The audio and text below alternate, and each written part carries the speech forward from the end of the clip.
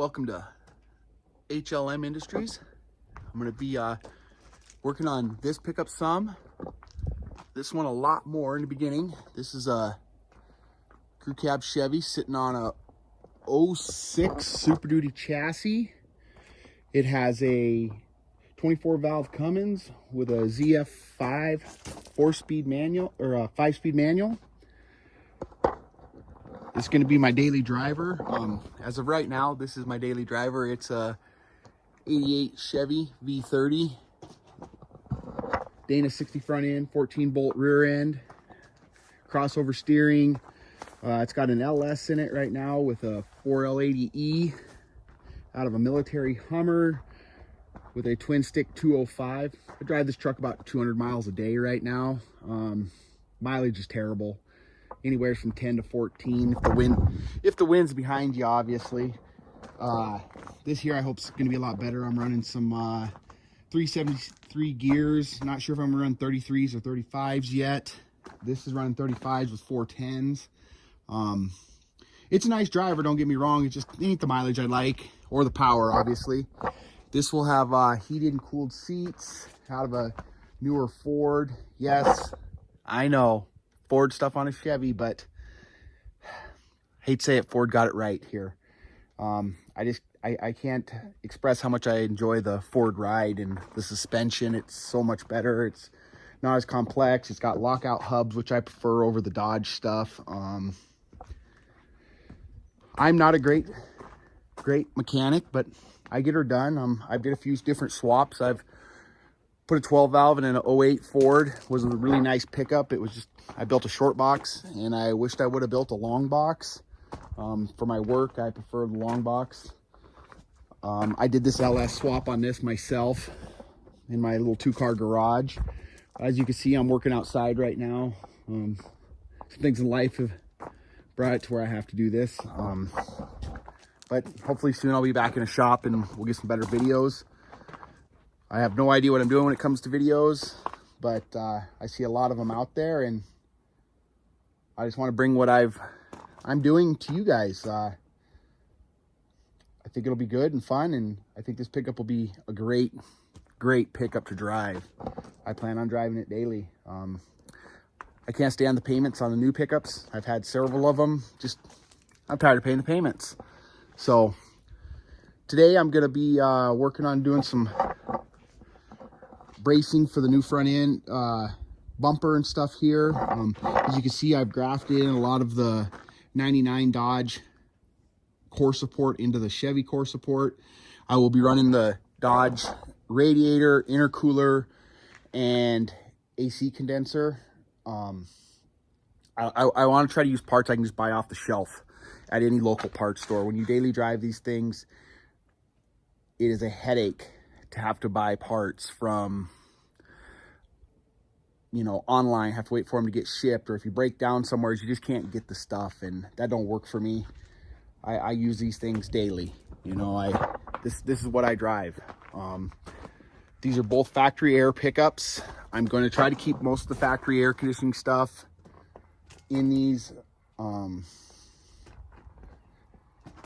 I have used the Ford mounts for the cab. I have just re-drilled the cab and mounted in different spots. So I have Ford cab mounts. I'll run the Ford fuel tank. I'm going to put a different sender in it for the gas gauge, and then I will be using a draw straw with a fast pump to run the fuel. I'm going to use a newer Chevy rear bumper on it with the steps in it. I just thought that'd be pretty neat to be able to step in and out that way. This pickup does not have any suspension lift on it whatsoever, and it is sitting almost the exact same height as this one with a 4-inch lift in 35s. It's a little taller than I wanted, but I think it'll be okay. I think it'll be fun. I have moved this axle back roughly a 1/2 inch, and I've moved this one ahead 1.5 inches on this one to clear the big wheels and tires. When you turn, as you can see on this one, this has been absolutely destroyed from being turned. Everybody says, yeah, 33s with a 4-inch lift on these old square bodies, and yeah, they're right, but they just don't look as cool, let's be honest. You gotta have blacked out windows. That's one of the main things you gotta have. That's just life, man. You gotta have tint windows. Take your chances at a few tickets. What the heck? I'm not a fan of the cowl hoods, so I want to keep stock hoods. I'm not big on big brush guards and stuff on the front of my pickups. I like the grills, so it'll get a stock bumper. This one here will have a 90s Suburban front clip on it, early 90s front Suburban clip. New doors. I have the doors from the Suburban also. This is a box I just picked up real cheap. I needed it. You know, you can't mock up and do things without body parts, so I just picked it up, and I don't know. I've never did rust repair to this extent, but for the price, I'm gonna give it a shot. This cab needs some rockers and cab corners, but other than that, the floor is solid. The rest of the cab is solid. It's got some holes where people decided to mount things, which I don't know why people do this, but they do. So I'll fill all them in, sand it down, and I believe this pickup's either gonna go silver or military green. My plan is no chrome, all black where the chrome is. So door handles will go black, bumpers will be black, wheels will be black. I don't know if I'm going to change these wheels color any. I do not like the bolts being shiny, so they are going to be changed to black. Probably just painted, obviously. This pickup's getting done a lot faster than I had originally anticipated. So unfortunately, it's not to the top standards that I like or want, but I need this pickup. When I redo this one, it will be a little bit more professional standards. It will get a Super Duty chassis. I think this one's going to stay an automatic, probably a Dodge automatic, with another 24 valve. I don't mind the 12 valves, don't get me wrong, guys. I know people love them and swear by them. I personally like the 24 valves and newer. I like the easy of the programming. The 12 valve I built, it was very hard to get anybody to work on the pump for me in my area, and it just took forever. You know, I want to be able to just throw a tune in it and boost some power. I mean, I hope to head stud this and compound turbo it in the future. Obviously I'm working on a budget, the same as most of you guys are. And if you're not, hey man, good for you. Lucky you. And if I wasn't working on a budget, I'd probably have this at Kindigit or something, you know, getting done nice. I'm big on the square bodies. I'm not a huge fan of the 67 through 72s. Them just aren't my style.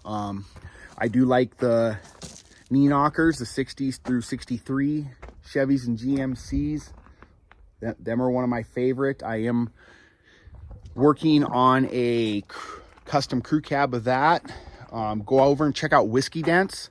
He's doing a Ford, which good friend of mine. We've talked in depths about doing these. He is doing a Ford. I believe it's a 65. He's putting two regular cabs together to make a mega crew cab, which is awesome. That's similar to what I'm doing with a 60 GMC, and it will also go on a Super Duty chassis. It's my go-to. You can buy them reasonable, and they just ride great. And the solid front axle, I'm not a fan of the independent front suspensions underneath these old pickups. I don't think they look right, so I will not be doing that. Not sure if the knee knocker will be manual or automatic. I'm hoping by then that maybe I'll be better with the financings and we can go to a 6.7 Cummins instead. And I'd love to have maybe a ZF6. I will probably stick with the Ford transmissions. From my understandings, I have not built one with a Ford transmission, but from some friends that have driven them said that they drive so much better than the old Dodge transmissions. Their gear ratio is a little bit better, which, you know, just makes them, when you shift them, you don't lose so much power. I have cut 6 inches out of this frame. This was a crew cab long to get the wheelbase close to what I wanted. Like I said, I've stretched this wheelbase roughly 2 inches, I think, if I remember right, in order to get where I wanted to be. As you can see on this pickup here, this is not bad. Back about a 1/2 inch, I would be a little bit more happy with on the rear wheel. The front, I believe it might have got moved ahead a 1/2 inch. I used a Off-Road Designs front suspension on this. The rear, I just did their shackle flip stuff. Been very happy with their parts. I use a lot of diesel conversion specialty stuff. This pickup here, I actually cut the original motor mounts out of the Dodge frame and then welded them in to the Ford frame. I have cut the front cross member and lowered it so the engine sits really low. I'm hoping I don't run into an issue with this fan. I don't know if you can see it here, this fan being so low down in here. I'm probably gonna have to try to build some sort of custom shroud. I wanted to keep the mechanical fan, obviously. I'm gonna try to, I did get the Ford clutch assembly stuff. I'm gonna try to adapt it to the Chevy pedals. Hopefully that works. I'm doing a lot of trial and error here, so if it doesn't work, it doesn't work. Try to keep the budget down. OEM parts are a lot cheaper in my findings than aftermarket stuff. This pickup does have a lot of aftermarket stuff on it, but then I've also adapted a lot of newer stuff to it to make it work.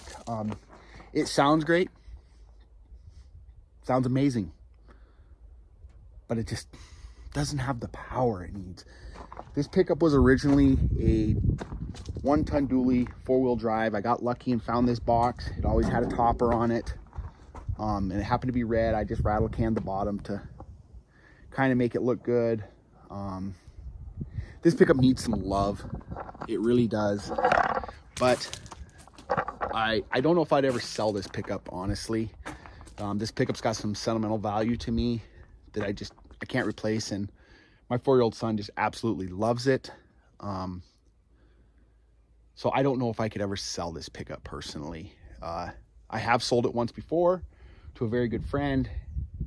Well, kind of sold it, but the deal was if he ever decided he didn't want it anymore, I got it back, and came a time in his life when he needed to move on with some things, and this was one of the things he wanted to part with right away, and I sold my Cummins immediately and bought this pickup back. The minute I sold it, I had buyer's remorse. I've drove square bodies my whole life. I've always had a square body, anything from a short box 2-wheel drive to short box 4-wheel drives. But I'm a little bit taller. I'm not huge. Don't get me wrong. I'm not, like 6'4" or anything, but I'm about 5'10" or so, and there just isn't the room in the regular cab that I like. We've been spoiled with these crew cabs these days, and that's what I gotta have. This pickup's full of stuff. I mean, I got my son's car seat in here. I've got a fuel tank. Toolboxes are completely full. As you can see, the back is full of junk. It takes a lot to work at a business and drive. You got to be able to fix your stuff in the field. For what I do, we don't hire mechanics. We fix the stuff ourselves. So I've been very fortunate with my family and backgrounds to grow up around this stuff where we've never paid anybody. As you can see around this yard here, that we fix our own stuff, and we own our own stuff. This is how you do it when you're in the logging industry, and that's what I do these days. I spent a lot of time in the oil field, met some great people out there. Matter of fact, that's where I met Whiskey Dents at. Great friend of mine. It's very unfortunate that he's in Minnesota and I'm in South Dakota now. So we're a long ways apart, but we're hoping to get together and do a couple appearances on each other's channel here in the future. The one he's building now is going to be for sale when he's done. And then he's planning on doing a 4-wheel drive. So I'm hoping to have this done because he's a gasser. He likes his gas vehicles. And I'm trying to bring him to the dark side with us diesel people. You just can't beat the torque of the diesel and the pulling. You know, that's the big thing with this. You know, I'm gonna have a hide ball in it, or B&W turnover ball, obviously, and you know, you will have the Ford receiver hitch on it.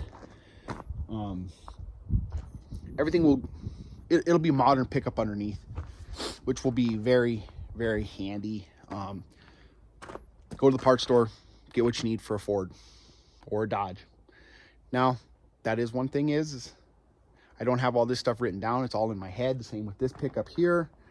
So when you sell these to somebody, it's tough because they don't know everything you've done or how to fix it. So if you're out there buying a project such as this, or even this one, try to find a bind, try to make sure they have a binder with it, with every part they bought, stuff like that. When I sold my Cummins, I had a three ring binder that was completely full of everything I'd done, everything I'd bought, the stuff I'd used. So the gentleman that was getting it knew what he needed to do and where he needed to go if he had a problem. He enjoyed the pickup for a while, and then he ended up selling it and buying a 7.3 Power Stroke. He found a low mile one, just loved it. These swaps aren't for everybody. Don't get me wrong. If you're not mechanically inclined a little bit, I'm not trying to be rude in any way, but I'd stay clear. I really would. If you're gonna be doing this and you want an old pickup like this and you don't know a lot about mechanics, maybe stick to something that's more stock until you get your feet really wet. This takes hours and hours of research. You know, I read a lot of forums, see what works for other people, doesn't work for them, and then I put my spin on it from there.